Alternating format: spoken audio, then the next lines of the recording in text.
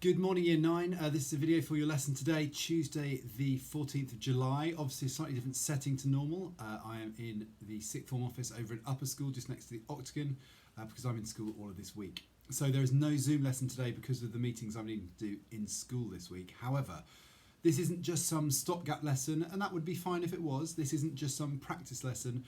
This lesson is actually a really significant step towards your GCSEs, because today we start a new topic and it's a very GCSE topic. It's not things that you've covered a little bit of in Year 7 and Year 8. It's not one of those areas like free time or like family, which are still important, but you cover a bit in each year. This is a completely new topic of the environment. Now, this has some really technical vocab in, and we started to look at some of that last time, but we're going to look at actions today, which means we're going to look at verbs.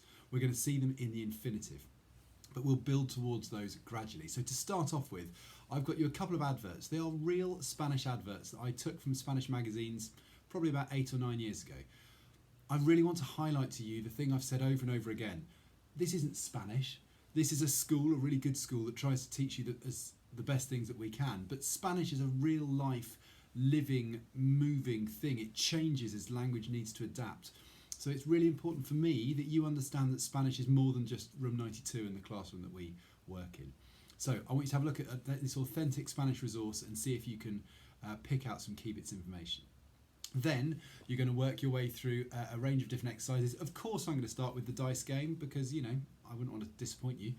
So you've got to come up with some verbs on the dice game. Then you're going to go through 3 or 4 different exercises to do with the environment. Now, they start off with shorter texts, but then they build up towards longer texts. And in longer texts, remember, nobody is asking you to understand every single word.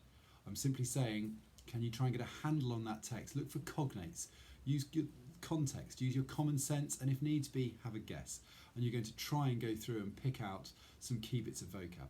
The last exercise I've got for you is I've written a paragraph in Spanish and I've then translated it, but I've foolishly made some mistakes. We've talked about this before. We are mostly human, and therefore we do tend to make these small mistakes. That's okay, but you need to build in time to check and go through and pick out those errors. So I've made an incorrect translation, and I'd like you to go through and try and pick out those errors. If you can, please email me your work. You know my email address by now, and I can then see how you've got on with it. And I will be back doing a Zoom lesson next Tuesday morning. So that'll be our last lesson of the year, and I'll be back doing a Zoom lesson with you. I'm catching up on some of the things that we've done. Right, take care of yourselves. Hope it goes well. Any issues, give me an email. Thanks.